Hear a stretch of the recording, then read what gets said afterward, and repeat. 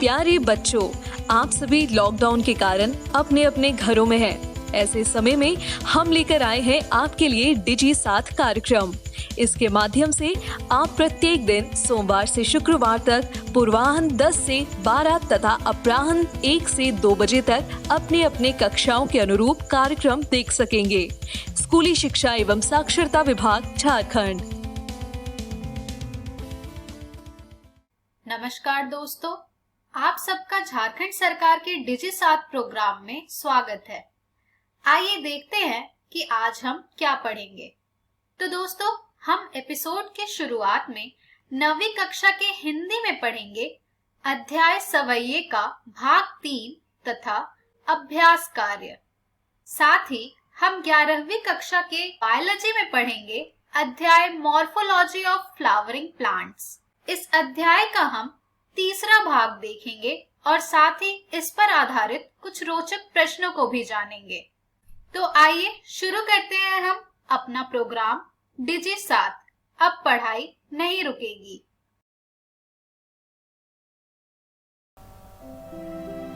नमस्कार विद्यार्थियों, इस वीडियो में आपका बहुत बहुत स्वागत है। आज के इस वीडियो में हम रसखान के शेष सवैयों का अर्थ जानने वाले हैं। तो आइए विद्यार्थियों, बिना देरी के जानते हैं इस वीडियो के विषय बिंदु।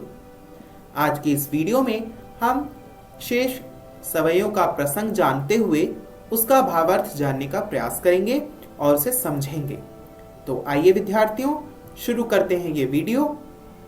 रसखान ने तीसरे सवैये में श्री कृष्ण के जीवन के प्रति अपना प्रेम प्रकट किया है और ये प्रेम जो है वह कवि ने प्रत्यक्ष रूप से नहीं बल्कि एक गोपी के माध्यम से प्रकट किया है। यानी यहाँ पर एक गोपी श्री कृष्ण के जीवन के प्रति अपना प्रेम प्रकट कर रही है, पर वह कृष्ण की मुरली से ईर्ष्या कर रही है। उसे कृष्ण की मुरली से ईर्ष्या है। क्यों है? क्योंकि जब श्री कृष्ण मुरली बजाते हैं, बांसुरी बजाते हैं, तो वह किसी भी गोपी पर ध्यान नहीं देते, इसीलिए गोपियों को मुरली से ईर्ष्या है। आइए विद्यार्थियों, जानते हैं इस सवैये का अर्थ। सवैया है, मोर पखा सिर ऊपर राखी हूं, गुंजकी माल गरे पहरूंगी, ओढ़ी पितांबर ले लकुटी बन, गोधन ग्वारिन संग फिरूंगी। यहां पर मोर पखा का अर्थ होता है मोर पंख से बना हुआ एक विशेष प्रकार का मुकुट। राखी हूं यानी रखूंगी। गुंज, गुंज एक प्रकार का जंगली फूल होता है। और गरे पहरूंगी से मतलब गले में पहनूंगी। ओढ़ी पीतांबर यानी पीले वस्त्र को ओढ़कर। ले लकुटी, लकुटी का मतलब लाठी। गोधन यानी गाय रूपी धन। और ग्वारिन यानी ग्वालों। फिरूंगी यानी फिरूंगी। तो इस प्रकार इस पंक्ति का अर्थ निकला कि मोर पंख से बना हुआ मुकुट मैं अपने सर पर पहनूंगी और गले में गुंज फूलों की माला पहनूंगी, क्योंकि श्री कृष्ण भी ऐसा करते हैं। श्री कृष्ण को भी मोर पंख से बना मुकुट पहनना बहुत पसंद है और गले में गुंज की माला पहनना भी बहुत पसंद है।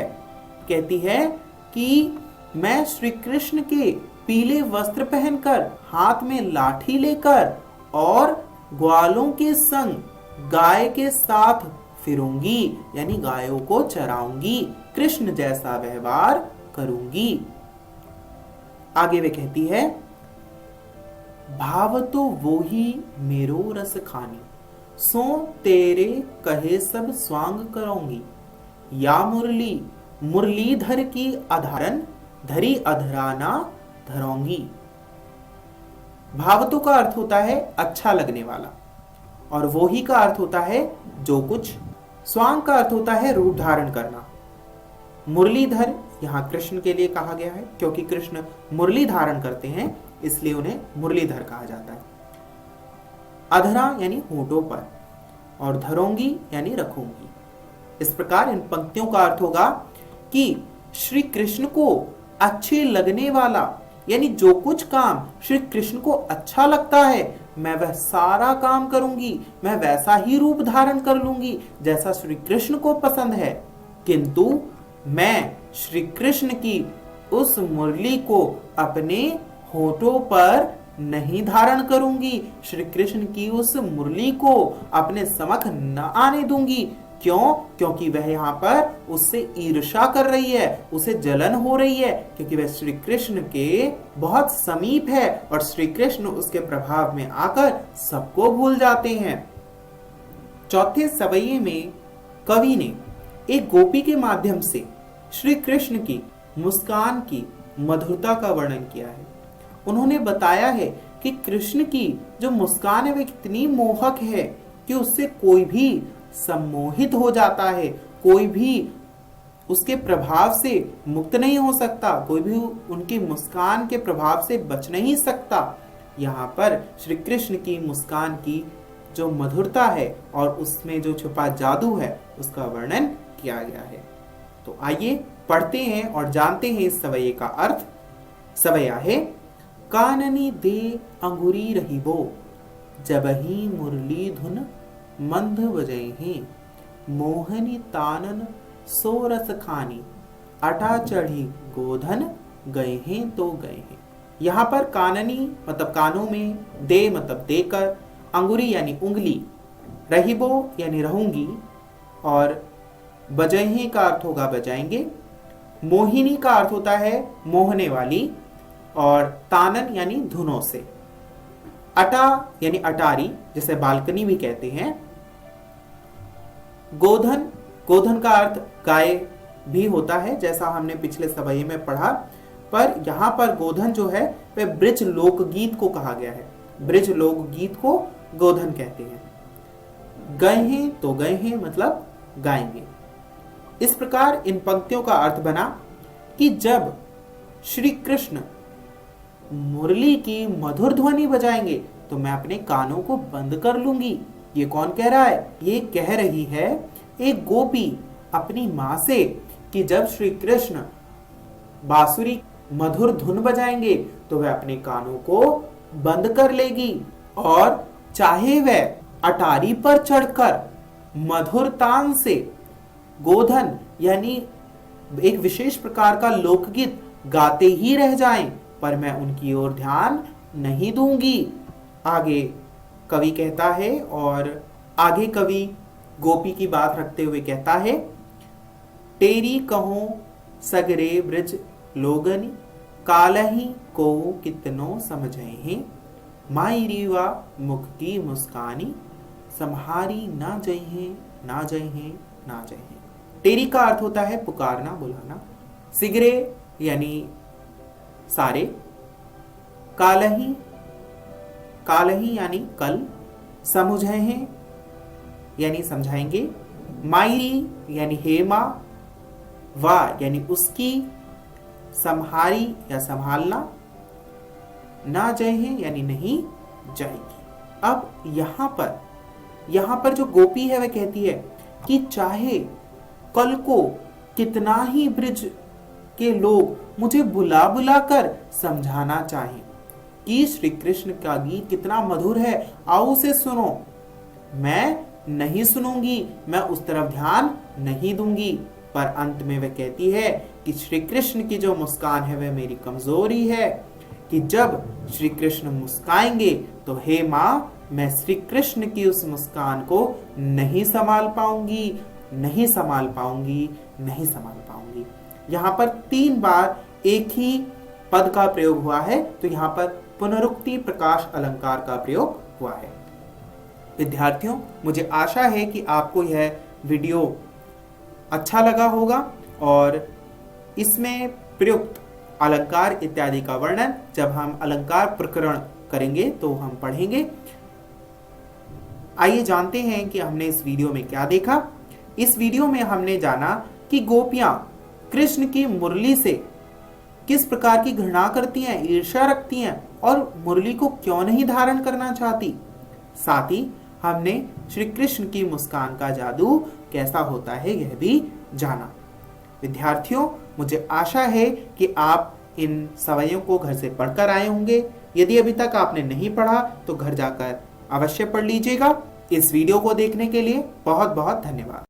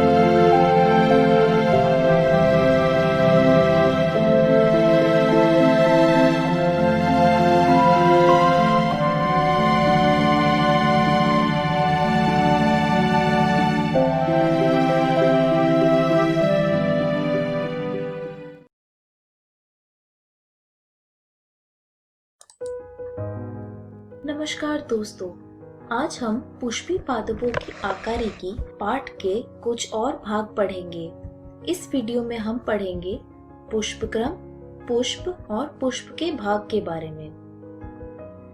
पुष्पक्रम फल का एक रूपांतरित प्ररोह है, जहाँ पर प्ररोह का शीर्ष मेरिस्टम पुष्पी मेरिस्टम में परिवर्तित हो जाता है। पौड़ियाँ लंबाई में नहीं बढ़ती और अक्ष दबकर ही रह जाता है। गांठों पर क्रमानुसार पत्तियों की बजाय पुष्पी उपांग निकलते हैं। जब प्ररोह शीर्ष फूल में परिवर्तित होता है तब वह सदैव अकेला होता है। पुष्पी अक्ष पर फूलों के लगने के क्रम को पुष्पक्रम कहते हैं। शीर्ष का फूल में परिवर्तित होना है तथा अथवा सतत रूप से वृद्धि करने के आधार को पुष्पक्रम पर पुष्पक्रम को दो प्रकार में बांटा गया है, असीमाक्षी और ससीमाक्षी। असीमाक्षी गुच्छेदार प्रकार के पुष्पक्रम के प्रमुख अक्ष में से सतह वृद्धि करता है। फूल पार्श्व अग्राभिसारी क्रम में लगे रहते हैं। ससीमाक्षी पुष्पक्रम में प्रमुख अक्ष के शीर्ष पर फूल लगता है, इसलिए इसमें सीमित वृद्धि होती है। फूल तलाभिसारी क्रम में लगे रहते हैं, जैसा आप इस चित्र में देख सकते हैं। पुष्प एंजियोस्पर्म में पुष्प यानी फूल एक बहुत महत्वपूर्ण ध्यानकर्षी रचना है।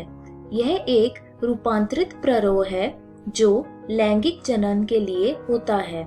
यह प्ररूपी फूल में विभिन्न प्रकार के विन्यास होते हैं जो क्रमानुसार फूले हुए पुष्पात, जिसे पुष्पासन कहते हैं, उस पर लगे रहते हैं।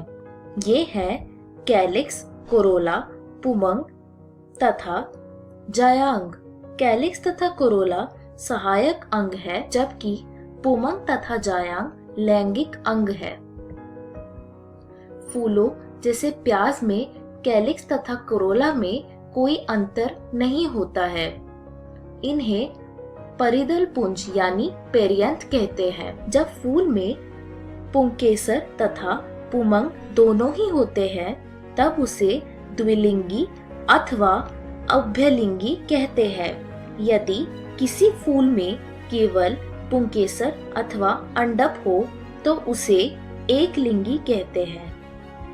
सममिति में फूल त्रिज्य सममिति, नियमित अथवा एक व्यास सममिति यानी द्विपार्श्विक हो सकते हैं। त्रिज्य सममिति, जब किसी फूल को दो बराबर भागों में विभक्त किया जा सके तब उसे त्रिज्य सममिति कहते हैं। इसके उदाहरण है सरसों, धतूरा और मिर्च। एक व्यास सममिति, लेकिन जब फूल को केवल एक विशेष ऊर्ध्वाधर समतल से दो समान भागों में विभक्त किया जाए तो उसे एक व्यास सममिति कहते हैं। इसके उदाहरण है मटर, गुलमोहर, सेम, केसिया आदि। जब कोई फूल बीच से किसी भी ऊर्ध्वाधर समतल में से दो समान भागों में विभक्त ना हो सके तो उसे असममिति अथवा अनियमित कहते हैं, जैसे कि केना। एक पुष्प तृतीय, चतुष्टयी, पंचते हो सकता है यदि उसमें उनके उपांगों की संख्या 3, 4 अथवा 5 के गुणांक में हो। जिस पुष्प में सहपत्री होते हैं यानी पुष्प वृंत के आधार पर छोटी छोटी पत्तियां होती है उन्हें सहपत्री कहते हैं, और जिनमें सहपत्री नहीं होती उन्हें सहपत्रहीन कहते हैं। पुष्प वृंत पर कैलिक्स, कोरोला, पुमुंग तथा अंडाशय के सापेक्ष स्थिति के आधार पर पुष्प अधोजायांगता यानी हाइपोगाइनस, पेरिजायांगता यानी पेरिगाइनस तथा अधिजायांगता यानी एपिगाइनस कहते हैं। अधोजायांगता यानी हाइपोगाइनस। अधोजायांगता में जायांग सर्वोच्च स्थान पर स्थित होता है और अन्य अंग नीचे होते हैं, जैसा कि आप इस चित्र में देख सकते हैं। इसके उदाहरण है सरसों, गुड़हल तथा बैंगन। परिजायांगता में अंडाशय मध्य में होता है और अन्य भाग पुष्पासन के किनारे पर स्थित होते हैं तथा ये लगभग समान ऊंचाई तक होते हैं। इसमें अंडाशय आधा अधोवर्ती होता है। इसके सामान्य उदाहरण है प्लम, गुलाब और आड़ू। अधिजायांगता यानी एपिगाइनस। अधिजायांगता में पुष्पासन के किनारे ऊपर की ओर वृद्धि करते हैं तथा वे अंडाशय को पूरी तरह घेर लेते हैं और इससे संलग्न हो जाता है। फूलों के अन्य भाग अंडाशय के ऊपर उगते हैं। इसके उदाहरण है सूरजमुखी, अमरूद और घिया। पुष्प के भाग। प्रत्येक पुष्प में 4 चक्र होते हैं, जैसे कैलिक्स, कोरोला, पुमंग तथा जायांग। कैलिक्स पुष्प का सबसे बाहरी चक्र है और इसकी इकाई को बाह्यदल कहते हैं। कैलिक्स संयुक्त बाह्यदली यानी जुड़े हुए बाह्यदल अथवा पृथक बाह्यदली यानी मुक्त बाह्यदल होते हैं। कोरोला दल पंखुड़ी का बना होता है। दल प्राय चमकीले रंगदार होते हैं। एक परागण के लिए कीटों को अपनी ओर आकर्षित करते हैं। जहाँ तक आकृति का संबंध है वे नलिकाकार, घंटाकार, कीप के आकार का तथा चक्राकार हो सकता है। पुष्पदल विन्यास।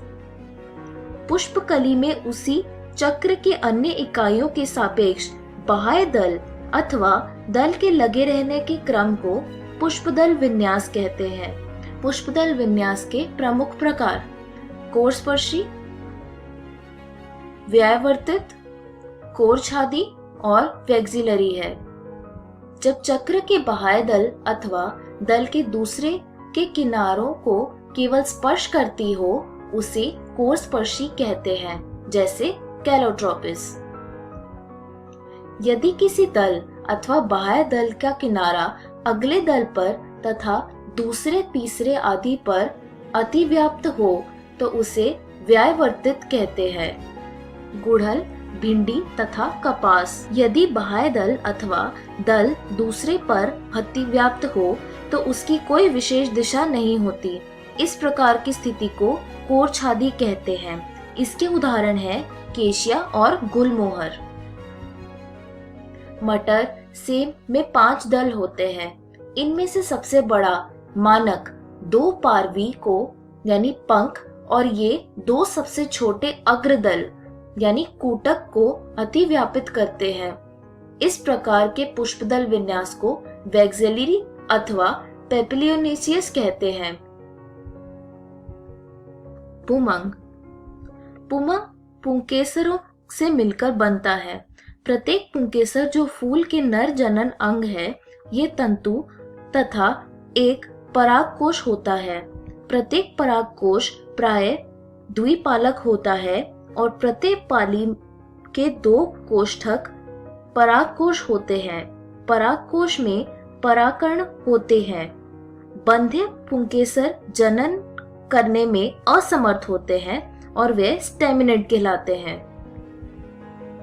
पुंकेसर फूल के अन्य भागों जैसे दल अथवा आपस में ही जुड़े रह सकते हैं। जब पुंकेसर दल से जुड़े होते हैं तो उसे दल लग्न यानी एपिपेटलस कहते हैं। जैसे बैंगन में यदि परिदल पुंज से जुड़े हो तो उसे परिदल लग्न यानी एपिफिलस कहते हैं। जैसे लिली में।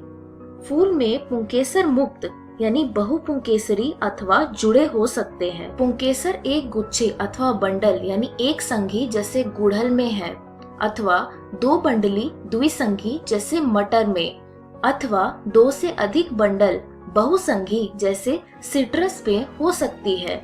उसी फूल के तंतु की लंबाई भी भिन्नता में हो सकती है, जैसे सेल्विया तथा सरसों में। जायांग। जाया फूल के मादा जनन अंग होता है। यह एक अथवा अधिक अंडक से मिलकर बनता है। अंडक के 3 भाग होते हैं, वर्तिका, वर्तिकाग्र तथा अंडाशय। अंडाशय का आधारी भाग फूल हुआ होता है जिस पर एक लंबी नली होती है जिसे वर्तिका कहते हैं। वर्तिका अंडाशय को वर्तिकाग्र से जोड़ती है। वर्तिकाग्र प्राय वर्तिका की चोटी पर होता है और परागकरण को ग्रहण करती है। प्रत्येक अंडाशय में एक अथवा अधिक बीजांड होते हैं जो चपटे गद्देदार बीजांडासन से जुड़े होते हैं। जब एक से अधिक अंडक होते हैं तब वे पृथक मुक्त हो सकते हैं, जैसे गुलाब और कमल में। इन्हें व्युक्तांडपी यानी एपोकार्पस कहते हैं। जब अंडक जुड़े होते हैं जैसे मटर तथा टमाटर में, तब उन्हें युक्तांडपी यानी सिनकार्पस कहते हैं। प्लेसेंटेशन। निषेचन के बाद बीजांड से बीज तथा अंडाशय से फल बन जाते हैं। बीजांडन्यास अंडाशय में बीजांड के लगे रहने के क्रम को बीजांडन्यास यानी प्लेसेंटेशन कहते हैं। बीजांडन्यास 5 प्रकार के होते हैं, सीमांत, स्तंभीय, भीतीय, आधारी और मुक्त स्तंभीय। सीमांत।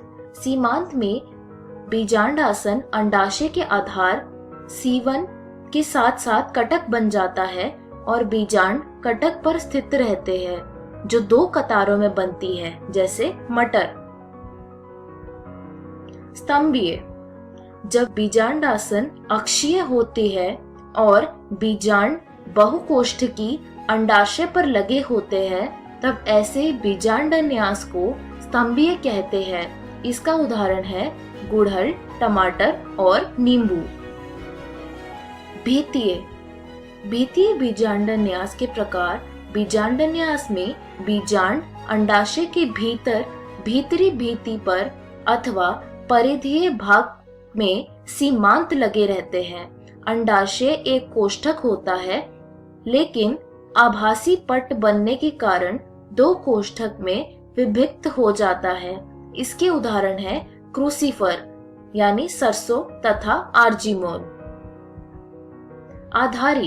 आधारी बीजांडन्यास में बीजांडासन अंडाशय के आधार पर होता है और इसमें केवल बीजांड होता है। इसके उदाहरण हैं सूरजमुखी और गेंदा। मुक्त स्तंभीय, जब बीजांड केंद्रीय कक्ष में होते हैं और यह पुट्टीय नहीं होती, जैसे कि डायंथस तथा प्रिमरोज में, तब बीजांडन्यास को मुक्त स्तंभीय कहते हैं। इस वीडियो में हमने सीखा पुष्पक्रम, पुष्प और पुष्प के भाग के बारे में। अगली वीडियो में हम पढ़ेंगे फल, बीज और एक प्रारूपी पुष्पी पादप यानी एंजियोस्पर्म का अर्थ तकनीकी विवरण। धन्यवाद।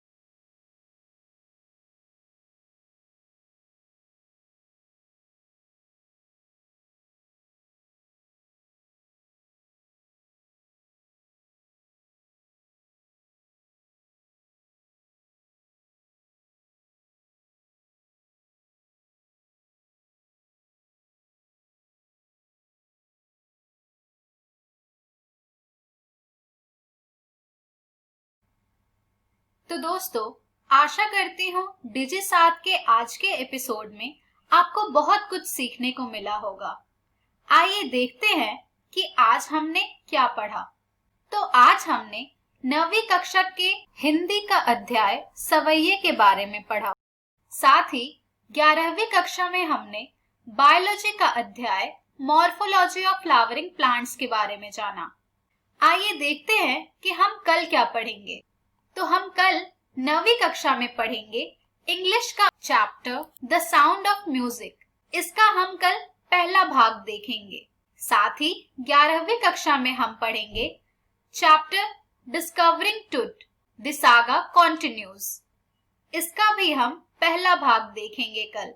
एक जरूरी सूचना इस एपिसोड का, जो अभी हमने देखा, इसका पुनः प्रसारण YouTube पे किया जाएगा इकोवेशन के चैनल पर ठीक 3 बजे। तो यदि आप अपने दोस्तों के साथ ये एपिसोड शेयर करना चाहते हैं या इसे पुनः देखना चाहते हैं, तो YouTube पर डिजिसात इकोवेशन सर्च करें, जिससे कि आप इस वीडियो तक पहुंच जाएंगे। धन्यवाद।